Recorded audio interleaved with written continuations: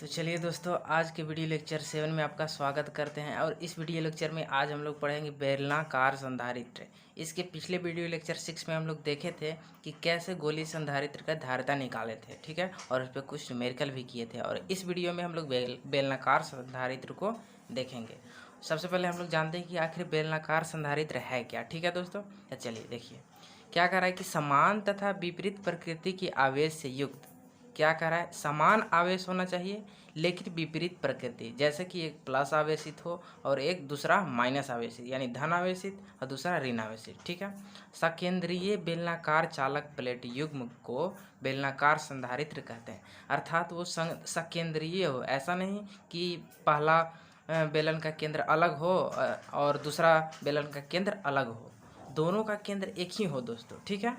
तो उसे ही क्या कहते हैं, बेलनाकार संधारित्र, ठीक है दोस्तों। और इसकी धारिता निकालने के लिए, व्यंजक निकालने के लिए सर्वप्रथम आप इसके फिगर पर ध्यान दीजिएगा और इसका कैसे हम कंस्ट्रक्शन किए हैं वो यहाँ पे लिखेंगे। तो चलिए देखते हैं। यहाँ पर देखिए, यहाँ पे दो क्या है दोस्तों, बेलनाकार संधारित्र है, प्लेट है, ठीक है। और एक को हम लोग प्लस भी यानी बैटरी के धन ध्रुव से जोड़ दिए हैं और दूसरका को क्या कर दिए हैं दोस्तों, भूधृत कर दिए हैं, भू संपर्कित कर दिए हैं। मतलब कि क्या, इस पे जो आवेश हम लोग धन आवेश देंगे तो इसके कारण इस पे जो आवेश का प्रेरण होगा दोस्तों, माइनस आवेश प्रेरण होगा, क्योंकि प्लस आवेश माइनस आवेश को अट्रैक्ट करेगा और प्लस आवेश को विकर्षित करेगा, और वही प्लस आवेश इसमें विकर्षित जब होगा तो कहाँ चल जाएगा दोस्तों, पृथ्वी में, अर्थ में, ठीक है दोस्तों।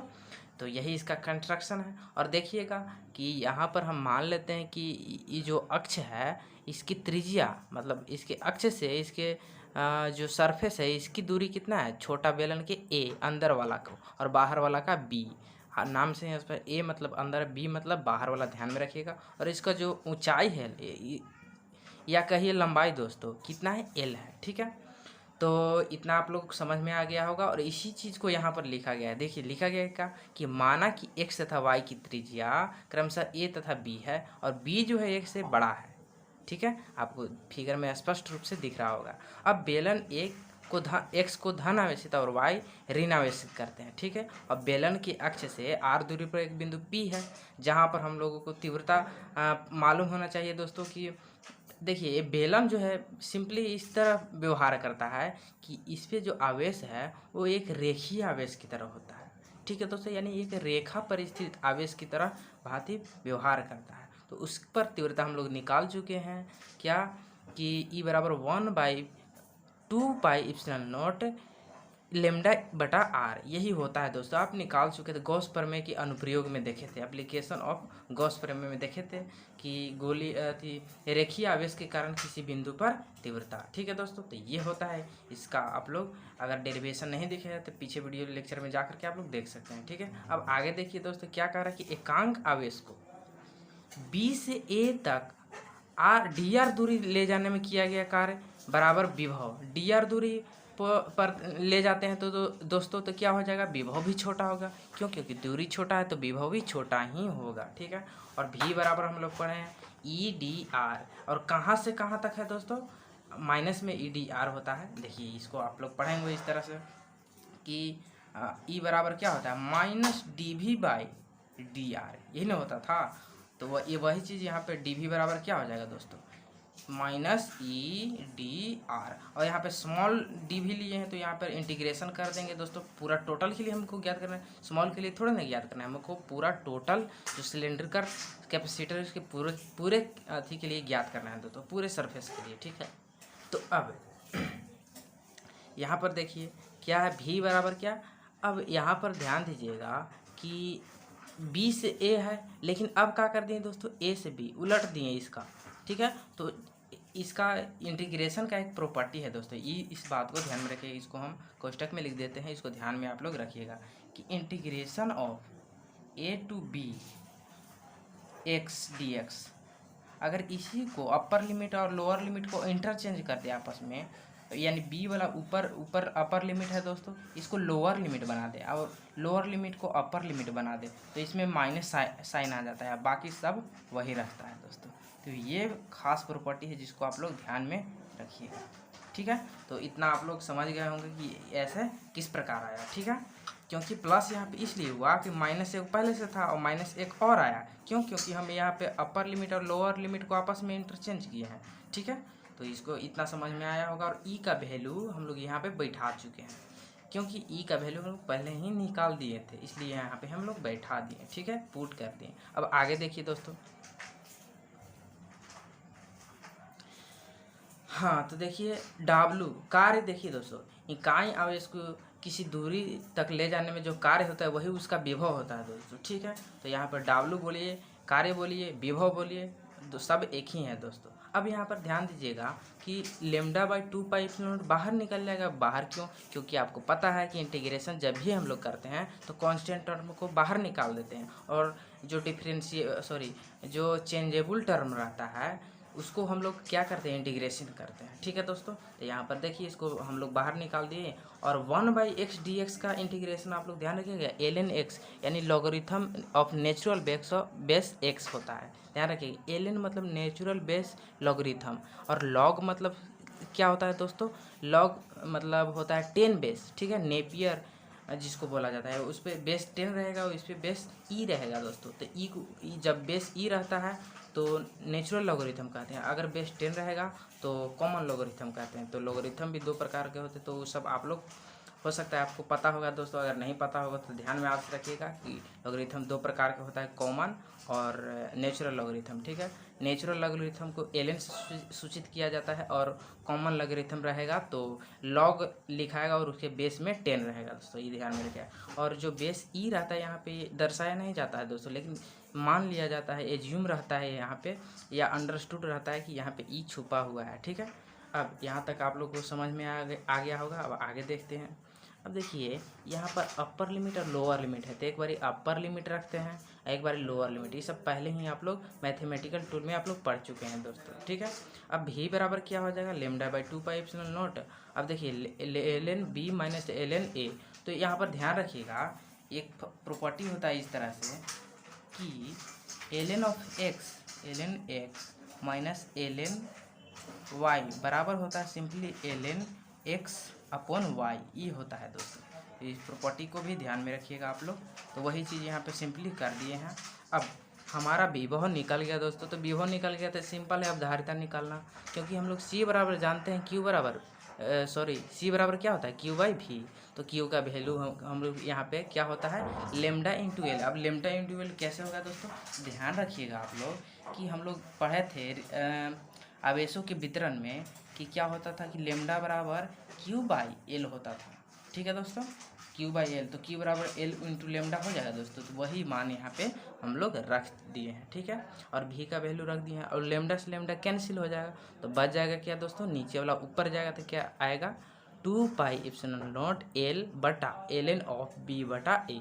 यही है जो दोस्तों क्या कहते हैं, सिलेंड्रिकल कैपेसिटर के लिए कैपेसिटेंस, ठीक है। और यदि कोई माध्यम हो तब क्या होगा दोस्तों, अगर कोई के माध्यम हो तो 2πε0 K into L/ln of B/A होता है, ठीक है, ध्यान में रखिएगा। और आगे देखिए दोस्तों, इसी को हम अगर क्या कॉमन लॉगरिथम में चेंज करें तो कितना करते हैं दोस्तों, इसका कॉमन लॉगरिथम इतना हो जाएगा दोस्तों, 2πε0 L/2.303 into log B/A base 10। यहाँ पर ध्यान रखिए। और यहाँ पे कोई बेस नहीं दिया हुआ है दोस्तों, तो यहाँ पे अंडरस्टूड है कि बेस ई है, यानी नेचुरल लॉगरिथम है, ठीक है। और ये जो लॉगरिथम है कॉमन लॉगरिथम है, ठीक है दोस्तों। तो चलिए उम्मीद करते हैं आप लोग को समझ में आ गया होगा। अगर नहीं समझ में आया होगा तो पीछे वीडियो करके आप लोग समझ सकते हैं। और इसके अब आगे देखते हैं, चलिए इतना तब तक नोट डाउन कीजिए। चलिए दोस्तों, अब हम लोग पढ़ते हैं संधारित्रों का संयोजन। आखिरकार हम लोग संधारित्र को कैसे हम लोग जोड़ सकते हैं, ठीक है दोस्तों। तो इसको 2 टाइप है दोस्तों जोड़ने का, ठीक है। पहला है क्या, श्रेणी क्रम संयोजन, और दूसरा का क्या है, समांतर क्रम संयोजन। श्रेणी क्रम संयोजन हम लोग कब करते हैं दोस्तों, जब हम लोगों को संधारित्र जब दिया हो और उसके धारिता को कम यानी घटाना हो दोस्तों, यानी कि हमारे पास बहुत सारा धारिता है जिसका हम लोगों को धारिता का मान घटाना है, ठीक है। तो उसके लिए हम लोग श्रेणी क्रम संयोजन करते हैं, ठीक है। और अगर हम लोगों को धारिता का मान बढ़ाना है तो क्या करते हैं दोस्तों, समांतर क्रम संयोजन, ठीक है दोस्तों। तो सर्वप्रथम हम लोग पढ़ेंगे श्रेणी क्रम संयोजन क्या है। देखिए क्या है कि इस संयोजन में पहले संधारित्र की पहली प्लेट, देखिए यहाँ पे पहला संधारित्र है, अब इसका जो पहला प्लेट है बैटरी के धन ध्रुव से तथा दूसरी प्लेट को दूसरे संधारित्र की पहले प्लेट से, ठीक है, जोड़ते हैं और इसी प्रकार अन्य को जोड़ते हैं। और देखिए दोस्तों, इसी प्रकार अन्य को जोड़ा गया है, ठीक है, जोड़ते हैं। और अंतिम संधारित्र के बचे और लास्ट वाला जो संधारित्र है, इसका जो लास्ट वाला प्लेट बचता है दोस्तों, उसको क्या कर देते हैं, पृथ्वी से संपर्कित कर देते हैं, भू संपर्कित कर देते हैं, ठीक है दोस्तों। और यहाँ पर नोट पॉइंट में ध्यान रखिएगा कि श्रेणी क्रम संयोजन में धारिता क्या होती है, घटती है दोस्तों, ठीक है। और ध्यान रखिएगा कि प्रत्येक संधारित्र पर समान आवेश होता है, ठीक है, और विभव अलग अलग होता है। कब? जब श्रेणी क्रम संयोजन हो तब, ठीक है दोस्तों, ये ध्यान में रखिएगा कि क्या रहेगा, श्रेणी क्रम रहेगा तो आवेश सब पर सेम रहेगा लेकिन विभव अलग अलग होगा। इसका अब हम लोग डेरिवेशन देखते हैं दोस्तों। इसका सिंपली आप लोग फिगर देख सकते हैं कि कैसे यही चीज़ को यहाँ पर लिखा हुआ है दोस्तों, सिंपल है, ठीक है। अब प्रत्येक पर आवेश Q है और सभी का विभव अलग अलग है, ठीक है। तो वही देखिए, अब इसका हम लोग क्या कैलकुलेशन करते हैं दोस्तों। चलिए देखिए, अब मान लिया कि C1 C2 और C3 क्या है दोस्तों, C1 C2 और C3 धारिता के 3 संधारित्र श्रेणी क्रम में स्थित है, ठीक है, और तीनों का विभवांतर V1 V2 और V3 हम लोग मान लेते हैं, ठीक है। तो V बराबर यानी टोटल विभवांतर कितना हो जाएगा, सबों का योग, यानी V1 plus V2 plus V3, इसको फर्स्ट मान लेते हैं। और V बराबर हम लोग जाते हैं Q/C, और यहाँ पर V1 बराबर क्या हो जाएगा, Q/C1, और V2 बराबर Q/C2। क्यों दोस्तों, आवेश सेम क्यों है, क्योंकि सभी पर आवेश सेम है, इसीलिए आवेश यहाँ पर हम सभी पर एक ही मान रखेंगे। धारिता तो अलग अलग है, ठीक है, इसलिए V1 बराबर V2 बराबर और V3 बराबर यहाँ पर इस तरह से आएगा। और समीकरण फर्स्ट से हम लोग देखते हैं कि क्या है कि V बराबर V1 plus V2 plus V3, तो वही का सेम उसका मान बैठा दिए। तो यहाँ पर देखिए दोस्तों, Q दोनों तरफ कॉमन है और कॉमन लेकर काट देंगे, तो यानी 1/C बराबर क्या आ जाएगा, 1/C1 plus 1/C2 plus 1/C3, ठीक है दोस्तों। और यहाँ पर एक बात और नोट पॉइंट में ध्यान रखिएगा कि तुल्य संधारित्र का मान, यानी कि इस पे जो समतुल्य संधारित्र का मान जो आएगा प्रत्येक संधारित्र की धारिता से कम होगा। इसको आप लोग इस तरह से समझ सकते हैं दोस्तों। मान लीजिए कि 3 गो संधारित्र है, 3 5 और 6, और तीनों के अगर मिला करके हम लोग करते हैं तुल्य संधारित्र का मान, तो मान लेते हैं 2 आया दोस्तों। तो ध्यान रखिएगा उतना ही आएगा कि तीनों संधारित्र से कम हो। कब? जब श्रेणी क्रम रहेगा तब, ना कि 7 आ जाएगा दोस्तों, तब तो सबसे बड़ा हो जाएगा। ये किस में होता है दोस्तों, ये होता है समांतर क्रम में, तो वो हम लोग आगे देखेंगे, ठीक है दोस्तों। तो समझ में आ गया होगा उम्मीद करते हैं। और आगे देखिए इसका केस 1 केस 2 इस तरह से हम लोग देखते हैं। केस 1 में क्या करें, यदि n संधारित्र हो यानी बहुत सारा हो तब क्या करेंगे, 1/C बराबर 1/C1 plus 1/C2 plus 1/C3 dot dot dot 1/C1 Cn, ठीक है दोस्तों, ये बात ध्यान में रखिएगा, ठीक है। ये सिंपल है, वही चीज़ को यहाँ पर लिखे हैं दोस्तों, केवल बढ़िया से इसको ध्यान में बता दिए हैं कि 3 से अधिक हो तो कैसे करना है, ठीक है। और अगला देखिए केस 2 में, जब n समान धारिता C वाला संधारित्र हो, यानी कि मान लेते हैं 4 फैराड धारिता वाला 4 गो क्या है संधारित्र है, तो उसका क्या होगा, तो दोनों का भागा दे देते हैं दोस्तों, यानी कि उसका धारिता कितना है और के गो कैपेसिटर है उतना से हम लोग भागा दे देते हैं, तो हम लोगों को तुल्य धारिता निकल जाता है। आप लोग फार्मूला से देख सकते हैं, ठीक है। और इस पर कुछ न्यूमेरिकल भी बनवाएंगे, तो अभी केवल थ्योरी इसका है, तो थ्योरी आप लोग बढ़िया से इसको नोट डाउन कर लीजिएगा, ठीक है। और केस 3 में हम लोग देखते हैं क्या कि जब 2 संधारित्र हो, 2 संधारित्र का हम लोग मान इसलिए निकाल रहे हैं दोस्तों क्योंकि ऑब्जेक्टिव में जो है हम लोगों को आसानी से इसको अधिक करने में जो है कैलकुलेशन करने में बहुत आसानी होगा, इसीलिए हम लोग यहाँ पे कर रहे हैं। जैसे देखिए 1/C बराबर क्या होता है, 1/C1 प्लस 1/C2, तो इसको हम लोग क्या करेंगे, एलसीएम लेंगे तो क्या होगा C1 इंटू C2, और यहाँ पे क्रॉस मल्टीप्लीकेशन होगा तो यानी C2 प्लस C1, ठीक है।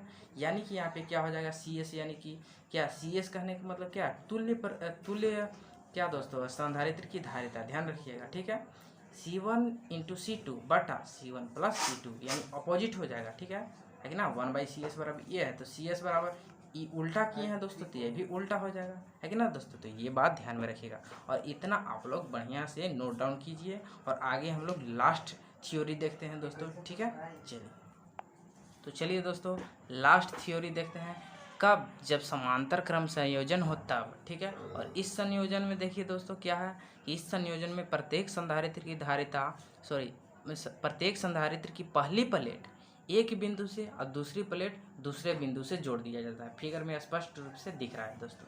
जितना भी कैपेसिटर है उसका एक सिरा जो है एक पूरा पकड़ करके एक सिरा पर एक बिंदु पर बांध दिया गया और दूसरा जो छोर है उसको दूसरे बिंदु पर बांध दिया गया है। ठीक है दोस्तों, और दोनों सिरे को बैटरी से जोड़ दिया गया है। बैटरी से इसलिए जोड़ा गया है दोस्तों क्योंकि ई वाला जो प्लेट हुए, ये जो आवेशित प्लेट हुए धन आवेशित हुए, इससे यानी ऋण वाला से ऋण आवेशित हुए, है कि ना दोस्तों। और संधारित्र क्या है? अपोजिट चार्ज वाला आवेश है। ठीक है, लेकिन समान होता है, समान आवेश होता है। हाँ, तो देखिए दोस्तों एक्सप्रेशन इसका, माना कि C1, C2 और C3 तीन संधारित्र है जिस पर क्रमशः Q1, Q2 और Q3 आवेश तथा तीनों का विभव भी है। ठीक है दोस्तों, अब यहाँ पर आप लोग देख सकते हैं फिगर में, है कि ना दोस्तों, सभी का विभव एक ही होता है। ठीक है, लेकिन सभी पर आवेश जो होता है अलग अलग होता है। तो आवेश बराबर हम लोग क्या लिख सकते हैं? टोटल आवेश बराबर Q1 plus Q2 plus Q3, यानी सब पर आवेश का योग, है कि ना दोस्तों। जैसे उसमें विभव का योग होता था, इसमें आवेश का योग। ठीक है, अब यहाँ पर हम लोग जानते हैं कि Q बराबर C भी, क्योंकि C बराबर Q बाई V होता है, ध्यान रखिएगा। C बराबर Q बाई V, उसी को हम लोग इंटरचेंज कर दिए हैं, तो Q बराबर क्या C इंटू V हो जाएगा। देखिए, है कि नहीं दोस्तों। तो यहाँ पर देखिए Q1 बराबर C1 भी और Q2 बराबर C2 भी और Q3 बराबर C3 भी। अब भी सभी में सेम है दोस्तों, इसीलिए हम सब में सेम लिखे हैं। ठीक है, अब समीकरण फर्स्ट क्या है दोस्तों? ये इसी का वैल्यू हम लोग Q1 Q2 का यहाँ पे रख देते हैं, तो हम लोगों का क्या आ जाएगा? C भी बराबर C1 भी, इस तरह से सभी का भी कॉमन ले लेंगे, अब बच जाएगा C1 plus C2 plus C3, भी से भी कैंसिल। C बराबर क्या आ गया? C1 plus C2 plus C3। और यहाँ पर ध्यान रखिएगा कि तुल्य धारिता का जो मान है प्रत्येक संधारित्र की धारिता से अधिक होता है। ठीक है दोस्तों, केस फर्स्ट में क्या, जब n संधारित्र हो तब CA से बराबर क्या आ जाएगा दोस्तों, यानी टोटल तुल्य धारिता क्या आ जाएगा? तो C1 plus C2 plus C3 plus dot dot Cn तक। और जब n संधारित्र धारिता C वाला संधारित्र हो, यानी कि सभी पर धारिता समान हो और वो 10 गो हो, तो जितना धारिता है और उतना में 10 से गुना कर देंगे, वही है सिंपली दोस्तों। ठीक है, तो यहाँ इस वीडियो लेक्चर 6 में यहीं तक। ठीक है दोस्तों, इसके बाद 1 या 2 लेक्चर और आएगा दोस्तों, और इसके बाद ये चैप्टर समाप्त हो जाएगा। ठीक है दोस्तों, चलिए यहीं तक, धन्यवाद।